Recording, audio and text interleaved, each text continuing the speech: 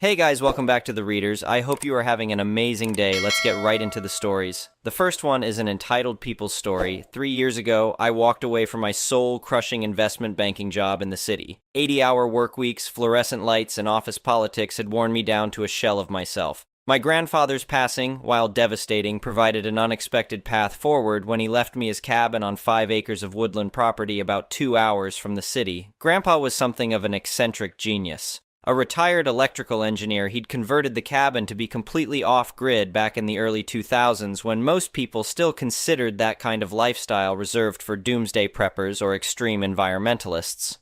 The cabin had a comprehensive solar array, a small wind turbine for cloudy days, and a meticulously designed battery bank system that could store enough power to last through a week of bad weather. The first 6 months were a steep learning curve. I'd spent weekends with Grandpa at the cabin growing up. But there's a difference between observing someone manage an off-grid system and being responsible for it yourself. I read his journals, called in favors from his old engineering buddies, and gradually became proficient at maintaining everything. I even expanded the system, adding more battery capacity and upgrading to more efficient panels. Life was peaceful.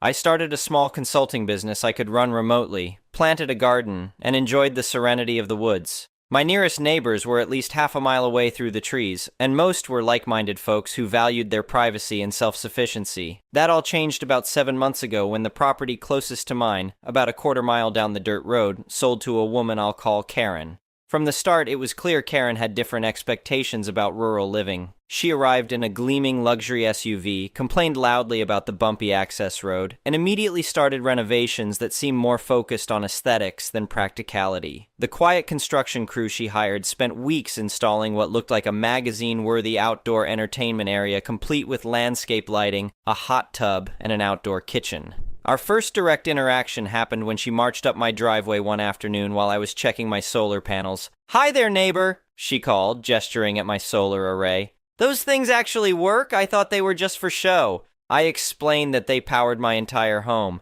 "But what about at night, or when it's cloudy?" she asked, peering skeptically at my setup.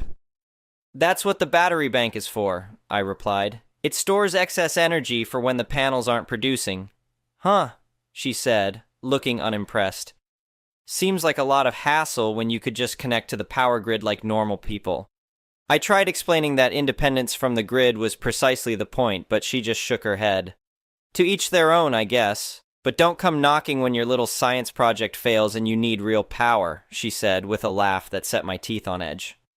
Over the next few months, our interactions followed a similar pattern. She'd make dismissive comments about my hippie lifestyle while simultaneously complaining about her own electricity bills. When I suggested she could look into her own renewable energy options, she scoffed. "I'm not living like some backwoods hermit just to save a few dollars," she said. "I need reliable power for my life." Her life, as far as I could tell, involved running her hot tub daily, keeping her outdoor area lit up like a stadium at night, and cranking her air conditioning so high you could feel the cold air radiating from her windows on a summer day. I'd largely decided to just avoid her when I noticed something strange with my power system. About 3 months ago, I started seeing unusual drops in my battery levels overnight. At first, I chalked it up to some inefficiency in the system or perhaps a battery beginning to fail. I spent weeks troubleshooting, even ordered a new charge controller thinking that might be the issue. Nothing helped. In fact, the problem seemed to be getting worse. Some nights my batteries would drain by nearly 30% more than my typical usage should account for. As someone who had meticulously tracked my power consumption for years, these numbers didn't add up. One Saturday morning, after a particularly bad power drain, I decided to do a complete inspection of the entire system. I checked all connections, tested the batteries individually, and then began walking the perimeter of my property to make sure there weren't any issues with the wiring from the panels. That's when I saw it. Near the southern edge of my property, partially covered by fallen leaves and branches, was a black cable that definitely wasn't part of my system. It had been amateurishly spliced into my main power line that ran from the battery bank to the cabin. My blood ran cold, then hot with anger. Someone had tapped into my power system. I carefully followed the cable, taking photos with my phone as evidence. The cable snaked through the underbrush, clearly heading in the direction of Karen's property. Sure enough, after about 200 yards, the cable emerged from the woods and connected to an outdoor junction box on the side of Karen's house. From there, it appeared to power her elaborate outdoor setup, the hot tub, the landscape lighting, even an outdoor television and sound system. I was livid. Not only was she stealing my electricity, but the connection was dangerously amateur. Exposed wires, no proper grounding running through damp forest floor. It was a fire or electrocution hazard waiting to happen. I considered my options. Part of me wanted to simply cut the line and leave, but I knew that wouldn't solve the problem. If she'd done this once, she'd likely try again. I needed to confront her directly and have evidence of her theft. I waited until that evening, positioning myself near her outdoor area, but out of sight. Sure enough, at dusk she came outside, pressed a button on her phone, and suddenly her entire backyard lit up with twinkling landscape lights. She smiled with satisfaction, then lowered herself into the bubbling hot tub with a glass of wine. I stepped out from the trees, phone camera recording. "Enjoying your evening?" I asked calmly. She jumped, sloshing wine onto her bathing suit. "What the? You're trespassing! Get off my property!"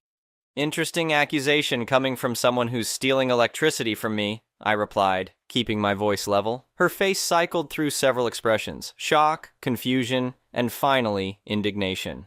"I don't know what you're talking about," she said, but her eyes darted to the junction box where I'd discovered the illegal connection. I held up my phone, showing her the photos I'd taken. "I've documented the entire illegal line from my power system to yours. Want to explain that?" That's when things got truly bizarre. Instead of apologizing or even trying to deny it further, she went on the offensive. "Oh, please," she scoffed. "You have all this extra power you're not even using. Do you know how much the electric company is charging these days? It's highway robbery. Besides, my brother-in-law who installed this said it's perfectly safe." I was momentarily speechless. "You do understand that my system costs thousands of dollars to install and maintain, right? That I carefully calibrate my usage to ensure I have enough power? That what you've done is literally theft and incredibly dangerous?" "Theft," she laughed. "It's just borrowing from a neighbor. I thought you off-grid types were all about sharing resources and community support." "Community support doesn't mean stealing someone's resources without asking," I said. "I want this connection removed immediately, or I'm calling the sheriff." Her face hardened. "Go ahead. No one's going to care about your little power squabble, and good luck proving I did anything." I held up my phone again, still recording. "I already have proof, and the electrical code violations alone would interest the county inspector." That struck a nerve. She stood up in the hot tub, pointing a finger at me.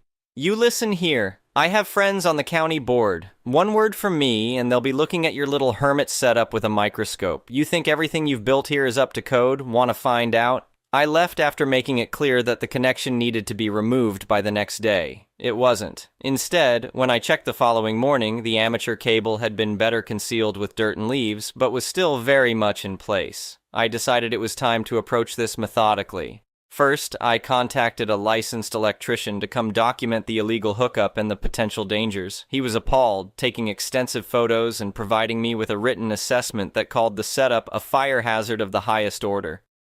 Next, I hired a security company to install cameras monitoring my power system and the property line. I also installed tamper-evident seals on all my equipment. With this documentation in hand, I filed a formal police report for theft of services. The officer who came out was initially skeptical. They didn't get many complaints about stolen electricity in off-grid scenarios, but the electrician's report and my photos convinced him this was serious. Then I had an attorney send Karen a formal cease and desist letter detailing the evidence, the safety violations, and estimating the cost of the electricity she'd stolen based on my system's capacity and investment. While waiting for these formal processes to work, I implemented a technical solution. With help from one of Grandpa's old colleagues, I installed a secondary circuit with monitoring capabilities. If anyone tapped into my system again, it would not only trigger an alarm, but would also cut power to that section while preserving the rest of my system.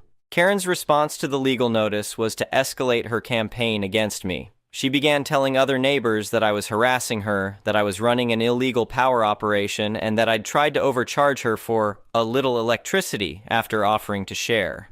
Thankfully, most of my neighbors had known my grandfather and were familiar with off-grid systems. They were skeptical of her claims. One even confided that Karen had approached him about sharing his generator during power outages, which he'd firmly declined. Things came to a head about 3 weeks after my discovery. My alarm system alerted me to tampering in the middle of the night. I checked the security camera feed to see Karen and a man I didn't recognize attempting to reconnect to my system after I'd removed their original connection. I called the sheriff immediately, and deputies arrived while Karen and her accomplice were still on my property. The man turned out to be her brother-in-law, who admitted he'd installed the original connection. "I didn't think it was a big deal," he protested as the deputies questioned him. "It's just a little electricity, and she said you were friends who had an arrangement." Karen was furious, screaming that I was overreacting and that normal neighbors help each other out. The deputies were unimpressed, especially when they saw the electrician's safety report. The county electrical inspector came out the next day. After examining the illegal connection and the damage done to my system, he issued Karen multiple citations for code violations. He also decided to inspect her entire property, which led to discovering several other unpermitted modifications she'd made to her house. The legal consequences unfolded over the next few months. Karen was charged with theft of services, trespassing, and vandalism. Rather than face a trial, she accepted a plea deal that included restitution payments to me for the stolen electricity, calculated based on my system's installation and maintenance costs, plus the cost of repairs to my damaged equipment. The county also required her to bring all her unpermitted modifications up to code or remove them entirely, an expense she hadn't planned for when buying her country dream home. The final blow to her ego came when she applied to the electric company to connect her property to the grid, something she'd never done because she claimed it was too expensive. Now, with her illegal source of power cut off and facing hefty fines for using her generator past permitted hours, she had no choice. The electric company quoted her over $15,000 to run lines to her property and connect her house, a cost she might have avoided if she'd looked into legitimate solar options like I'd suggested months earlier. 6 weeks ago, I saw moving trucks at her property. Karen was leaving, having sold her house at a considerable loss after less than a year of ownership. The new owners are a retired couple who immediately introduced themselves to all the neighbors and expressed interest in learning about sustainable living. Ironically, this whole ordeal improved my life in unexpected ways. The security upgrades I made to my system are now a model that other off-grid homeowners in the area want to implement. I've started hosting monthly workshops about legal and safe off-grid living, which has connected me with a community of like-minded individuals. One of those individuals is the electrician I hired to document Karen's theft. We've started dating, and she's helping me design an expanded system that would allow me to run a small business from the property. Sometimes I think about sending Karen a thank you note. Her entitled actions forced me to improve my security, connected me with my community, introduced me to someone special, and ultimately made my off-grid lifestyle more robust and satisfying than ever before. But instead, I just enjoy my peaceful evenings on the porch, watching my reasonably lit garden and knowing that every watt of power I use is generated sustainably, stored efficiently, and most importantly, mine. The next one is a pro-revenge story. This story is in 4 parts, and I apologize for the length. I also apologize for any teacher slang I use, as it is like second nature to use it just like military cargo was when I was in the military. Basically, I was told that all the assistant vice principals in the district, other hand at the high school, were being let go, and a teacher on assignment, TOA, was going to take our jobs. I was not heartbroken over this, but was treated badly by the new admin team taking my job and my principal's job. Also, I tried to help my staff on my way out, and it seems my bosses cared more about their images than my staff's happiness. So here is the story. Part 1. So, none of the other admin in my district had received our contracts for the coming school year yet. I was wondering what was going on, but I heard rumors about a pay scale shift, and that was the reason for it. I found out Wednesday what is actually happening. Every assistant principal and vice principal in the district, why we have 2 different titles, I have no idea, is not getting renewed contracts, except the ones at the HS. Their positions is being eliminated, and their jobs are being replaced with a new position that pays a teacher's salary plus a $2,000 stipend. They are replacing the APs with learning coordinators. Apparently the budget is the given reason, but I also heard rumors from someone at the district office. Each of us APs VPs were scheduled to meet with one of the ASST Supers Wednesday. We thought it was about our contracts, and we were correct. When I arrived, the acting superintendent was there with the head of HR. I was told about the elimination of my position, but not the reasons why. I was then given an option for the coming school year. I could go back into the classroom, I could work in the district office, or I could apply and interview for the new positions that is replacing my job. What the duck? I wouldn't care one lick if I was told that my position had been cut completely and I needed to go back into the classroom. I love the classroom. I miss teaching full-time. However, to tell me to apply and interview for a job I already have is bullcrap. We were told to give the district our answers by Friday and they would draw up contracts or schedule interviews. Wednesday afternoon, I went to see Tony, who is an ASST, superintendent and one of the few decent leaders in the school district. I heard from Tony that there was an internal shakeup, but he wasn't allowed to talk about it or even give me a hint about what happened. However, one of the ASST supers was being reassigned, aka demoted, to being the principal of my current school. My principal was not coming back due to health reasons. The superintendent was released from his contract, and my school's new learning coordinator position had already been filled. Who filled it? A school counselor from one of the high schools who just happens to be a friend and lackey of the ASST. Sup. That is now the new principal. So early this morning I gave them my answer. I decided that I didn't need until Friday to decide. I tried to make sure I sounded professional, but I made sure that my message was getting across by speaking with authority. I went into the acting superintendent's office and told him that I thought that laying off a bunch of people so they could hire others to do the same job but at less pay was bullcrap. I told him that the way the school district handled certain situations was idiotic. I then gave several examples. I next told him that he was going to ruin a perfectly good school with an amazing team of educators by putting a lazy, mean, parent-pleasing person in as its new principal and letting her put a lackey in as her second in command. I said that she was as useless as a screen door on a submarine and as mean as Dolores Umbridge. I finished the 3-minute speech by stating that I will work my ass off and finish the school year strong. I will prep things for the next school year so that the teachers have an easier time. I also let him know I would never work at or recommend the district to anyone ever again. Then I left letting him know that I expect an amazing letter of recommendation by the end of the school day Friday afternoon since I earned it for my service the past few years. So what am I going to do now? Well, I called up an old friend Wednesday who is currently a principal at a STEAM charter school that's part of a chain of charter STEAM schools and asked if he had a teaching position available. He's been asking me every year for the past 5 years to come work for him. He told me he had 3 openings and I could have my pick of them. So next year I will be drum roll please, 6th grade teacher, and I am very happy about it. I even get to design my curriculum as long as it meets state standards. I could apply elsewhere for admin positions, but I think I need a break from school leadership. I need to love my work again like I used to as a teacher. Yes, there are many challenges, and sometimes I hated going to work, but I do love being a teacher. I feel bad for my current staff because the regime change will hit them hard, but there is nothing I can do about it. I wish I could help them. The most I could do would be to take a teaching position at my current school, but then I would be miserable with them and be helpless to do anything to aid them. So for myself and my daughter, who I love more than anything, I am making the move to a new school and going back to what I enjoy doing, teaching.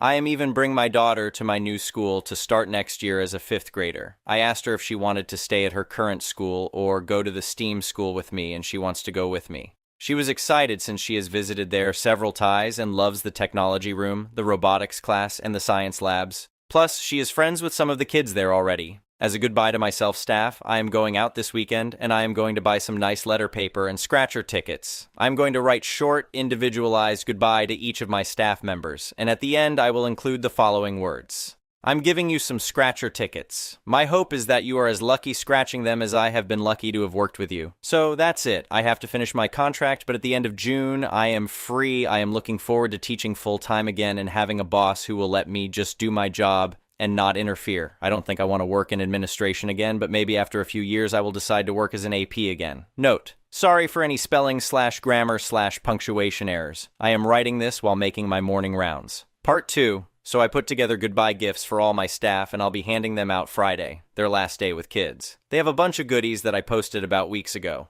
I was thinking this weekend about how to give the finger one more time to the district office and help my teachers out, even in a small way, so I came up with it Sunday night. My district requires each teacher to attend additional training throughout the year. These are outside of the regular staff development trainings. They are run by district staff, SPED teachers, and admin. The training normally lasts 3 hours, and the teacher gets a certificate for the time spent in the training. Each teacher is required to attend 24 hours of these before the end of the school year. Most teachers take them over the summer if they are offered, so they don't have to take them during the school year. So yesterday morning, before work, I was making copies of the certificates for all the courses I have run here the past few years. classroom management strategies, lockdown procedures, social studies strategies, math strategies, reading comprehension, and environmental print. I am going to fill them out with each of the teachers' names and number of hours. I am adding all the times I ever spoke to the staff about these topics and putting down hours to correspond, rounding up to the nearest hour-ish. Wouldn't you know, each of those topics was 3 to 5 hours in length. Each staff member will have exactly 24 hours worth of training. I filled out the dates of the training for the 2022-2023 school year. Oh, and I have an attendance sheets with all of their names and have them marked as being present.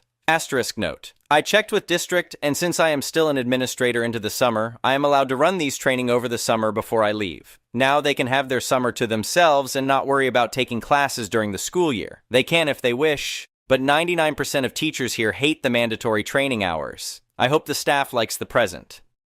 Part 3. Since Friday, I am no longer a school administrator. I technically have another week to work, but I took vacation during that time because, well, screw them. Now, I spent the last week packing up, giving aid and comfort to my now former staff, and causing problems for the new administrators who are a-holes. Now, besides giving the entire staff a year free from additional PDs, I wasn't planning on causing any more problems. Just quietly leave and drive off into the sunset. Shane style. But no, apparently I don't deserve a quiet week. The new principal, demoted from ASST Super, and her new teacher on assignment, TOA, decided for some reason to be rude to me. There was only one response to that. I aim to misbehave. How were they rude to me, you ask? First off, they ordered me to hurry and clean out my office. Apparently, the TOA wanted to start redecorating my office. I was literally told, get all your personal stuff out of here ASAP. She wants her office now.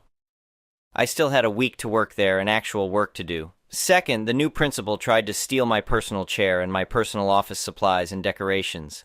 That chair was a gift to me from a friend. I found her just wheeling it out of my office and into hers. My desk supplies and a banner from my wall were stacked on its seat. I told her that it was my personal chair, not the district's. She said, okay. The very next morning, I found it missing. She had moved it into her office after I left for the day. Third, I was given a list of tasks to complete by Friday by the TOA, who is in no way, shape, or form my boss. These were not my job to do, and are in fact the incoming admin's duty to complete. Stuff the new admin are supposed to do. Things like put together a new staff packets, schedule next year's PDs, fill out and submit request forms, ECT. Finally, I was talked down to every single day by the new admin team. I was spoken to as though I were the hired help and they were the royal idiots. Seriously, I speak to a waitress that messes up my order with 20x the amount of respect that they showed me. They actually tried to get my attention by snapping their fingers at me. Like that would work. Asterisk note. The new principal also has made some pretty anti-LGBTQ plus comments. I don't like narrow-minded people. So, I decided to do as I was told. I was a soldier, so I know how to follow orders. 1. I removed everything that was my personal property. That included my chairs, decorations, the stress relievers, punching bag, ECT, the fridge from the office, and the file cabinets in my office. Yes, I bought government surplus cabinets because I didn't have any. All my files and all of my former principal's files were in there. I had even bought the manila folder I used in it. So, I took every piece of paper out of my cabinets, removed them from my labeled folders, and stacked them on the floor into one large pile. There is no order to how they are stacked.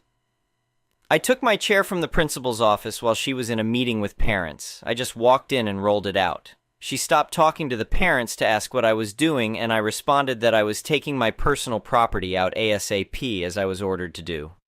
I had an old medium-sized fridge I had placed in the office workroom for office staff to store their food in, but it is mine, so I took the fridge. I brought it right out the front door and loaded it into my truck. I even took the new admin's food out of it and left them on the table. It's my fridge. I warned the rest of the office staff I was taking it, but forgot to tell admin. Darn. 1. I copied all my digital files over to a flash drive and then deleted everything off my work Google Drive, anything I personally created or designed. 2. Copied all my emails too. 3. I informed the staff that if they need time off next year and need it approved, to submit the forms to me this week. I got several, and they are all now approved. I got this idea from someone who messaged me here on Reddit and suggested I do this. Thanks for the advice. 4. I approved every supply list item the staff submitted and even drove to the district warehouse to pick up some items personally. I even approved funds for a second-hand kiln for the art teacher. She found a good one on Craigslist. 5. I had repaired my desk with bolts and tool from home. I took the bolts back. The desk is now lopsided again. The closet door was broken when I got there, so I repaired it. I have now put it back as it was when I was hired. 6. The two-way mirror to the detention room was mine. I had gotten it from a friend at another school, different district. It allowed me to watch ISS and detention students from my office without them seeing me. It popped that right out and took it home. Now the TOA has a hole in the wall the detention kids can look through. 7. I had put together all the lockdown buckets and fire drill bags myself with my own money. I took all of them back. This I felt bad about, but I will give them out to the staff at my new school. 8. I put a rush order on all classroom and building repairs and have an approved order to have every classroom repainted. 9. I assembled new staff packets and the new school year binders. Besides the basics of what is required, I have included throughout the binders in random places Dilbert cartoons, famous Harry Potter quotes, the lyrics to Nickelback's How You Remind Me, I Kissed a Girl by Katy Perry, All Star by Smash Mouth, and We Built This City by Starship. A map of the area where I marked all the good places to eat lunch off campus. Funny Far Side teacher comics, cheesy teacher jokes. The union contact info.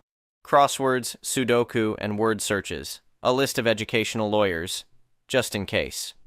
I also included in the binder the admin Wi-Fi password for them since that signal is stronger for some reason. 1. I went ahead and wrote out the PD schedule for next year. Oddly, every Wednesday is listed as free time or work in your classroom. I'm sure they will change it, but I don't know when they will find out what it says. 2. I had a master list of donators and partners in the community. It was posted on a whiteboard in my office. I got over 4 dozen businesses and people in the community to help with various things or donate over the years. I spent a lot of my time building relationships with them and making deals. I took a photo of it and then I erased the list, and took the whiteboard since it was mine. 3. Friday, I flew the LGBTQ plus flag instead of the state flag. I also placed LGBTQ plus flags in each classroom in case the staff wanted to display them. Then I got yelled at 3 times. The first time was when I took back my chair. I was told it was unprofessional to just take it without asking, especially with guests present. I responded with, yes, it was unprofessional to take my chair without asking. The second time was when the TOA found the refrigerator gone. She said that it was community property. I told her, no, it's my property, and I was told to take all my property from the campus. The third time was when I was in the parking lot leaving and they found the piles of papers. The principal flagged me down and told me to clean it up. I told her I was off the clock and that the district never reimbursed me for the cabinets, so I had to take them with me. I am expecting a call from HR today asking for my assistance setting everything back up since with all my stuff removed and erased, the admin team has to actually put in some hard work. I'd come in, for my consultant rate, $75 an hour with a minimum contract for 12 hours. Part 4. So, as some of you know, I left the world of being an administrator a few weeks ago. I tried to leave behind some nice gifts when I left. I wasn't looking to cause problems my last few weeks, but the new admin team treated me in a way that was unacceptable. So I decided that Malcolm Reynolds had it right when he said, I aim to misbehave. Well, the Tuesday after I left, I received a call from HR. I ignored it. I then left for a road trip with my daughter, where we went to San Francisco for a few days and went to 2 Giants games. Unfortunately, they lost both games. While we were on our trip, they called and emailed me at my personal email account. My work one was deleted by them. I ignored the calls and never opened the emails. My daughter and I then went to Disneyland for a few days of fun and then returned this past Friday. I then checked the voicemails and emails. I was asked, begged, and then ordered to come to the HR for important meetings. It is very important that we speak to you as soon as possible, is what they said repeatedly. So yesterday I went into the district office wearing cargo shorts, a shirt I got at Disneyland, and flip-flops. I don't work there, so I don't need to dress up. When I arrived, I was originally treated like a visiting VIP. The HR manager and her assistant tried to butter me up like a Pillsbury biscuit. After a few minutes of them trying to make small talk and me then letting them know I had plans to go to lunch in 30 minutes, they got to the point. They wanted me to turn over a few things took with me that, though they belonged to me, they said were sorely needed at the school. They gave me a list from the new principal which included, but limited to, my chair, seriously, my refrigerator and appliances, my community contacts board, people businesses that I build relationships and partnerships with, my personally designed forms and worksheets, two-way mirror, my lockdown buckets and fire drill bags. They also wanted copies of every record I kept and notes I took on the staff and students. The notes I took on the staff were so I could personalize gifts for them and have conversations with them on their interests. I said no to all those requests. I told the ladies that the furniture and appliances were mine that I brought in. I stated that the chair was a gift to me from a friend and that the new principal can afford to buy her own chair. I also stated that I left any official school district documents there and any I took with me and/or deleted were of my own making and my intellectual property. I also stated that my contacts were developed over the years on my personal time and at personal cost to me. I also stated that everything I took that I had submitted reimbursement was never reimbursed. I kept my records and pay stubs. I never saw a red cent from those submissions. They offered to pay me for some of the items and gave me a rough figure of what the district would pay me to return the fridge, the forms, buckets, bags, mirror, and contact board. I told them that I did not want to hand them over to the new admin team since they had treated me so poorly. They asked me again and tried to reason that some of those things could be interpreted as school property. I told them that they were welcome to try and force me to return anything that was legally mine to them, but I would be willing to fight it in court. I also told them that those two new administrators made me uncomfortable and that their treatment of me could be considered making a hostile work environment, especially when they tried to make me do their jobs for them. I then gave the HR team my lawyer's info. Asterisk note. I dated a lawyer after my divorce for a few years, and we are still good friends, and she has offered herself as my forever retained lawyer that I can use her name and she'd help me if she could. I rarely use her name, but when I have needed her legal advice, she always comes through. I also help her with physical chores when she or her family needs help. I then wish the lady a good school year and the term to come and left. I doubt I will ever hear from them again. Update: Karens with power are as dangerous as they are annoying. Ever notice that there are always people out there that just have to break beautiful things? The people who see a sand castle and stomp on it, or the idiots who visit Stonehenge and carve their names into it. Why? Note: the new principal is the kind of person who smiles when things go wrong because she has already thought of someone to blame it on. So, as some of you may know, I am starting my new job in a week and a half.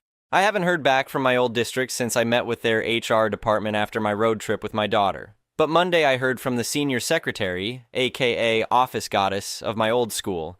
She's been at the school for something like 20 years and knows everything that is going on there. It's her turf. She cares about the kids and the staff, and she is amazing. Well, I got a call from her and she asked if I would do a welfare phone call to one of my former staff members who we will call Beth. I asked her why does she want me to call and why me instead of the someone who still works there. I don't work there anymore, and I am sure someone at the school would be better suited for it, like a counselor. Then she told me why she wanted me to call. So, the new principal and TOA have made several changes to the school in their short time there. According to the office goddess, they have eliminated the house system. The old principal and I created 4 houses to have the kids compete year-round for points with prizes for the top house each year. Moved 8 teachers to different grade levels at the last minute, including moving a teacher who has spent her career, 15-ish years, only teaching kinder to teach the 6th grade. Canceled several staff activities including the monthly breakfast bash and the welcome back competition, usually laser tag or bowling. Ordered special office desks for themselves that can be raised and lowered depending on if they want to sit or stand. She said that the ones ordered run something like $500 a pop, but worst of all, moved the librarian, Beth, to teach middle school ELA. Now, Beth is a very kind and well-liked staff member. She is hardworking and also adaptable. She is also certified in early childhood ed, Elam ed, and secondary ELA. She also has cancer. She has been fighting it for a few years now. I've watched her struggle and keep fighting it. I've also watched a healthy, athletic woman of about 130 pounds drop to a pale shadow of that which couldn't weight more than 90 pounds soaking wet. Beth was a teacher for years at my old school, but a while back, when she found it hard to teach while going through chemo, I made her the librarian and fought to keep her at her teacher salary. The district fought me, saying an aide was cheaper and could do the job. I wrote a post on here about it a while back. Officially, Beth is the school's media specialist, library arts teacher, and an ELA support specialist. Unofficially, her job is to basically reads to the younger students, encourage them to read, helps older students with their research, and helps older students learn how to cite their work. The position also gave her plenty of time to rest, let her go to medical appointments easily, and gave her a bathroom next to her desk since she needed to go more often now.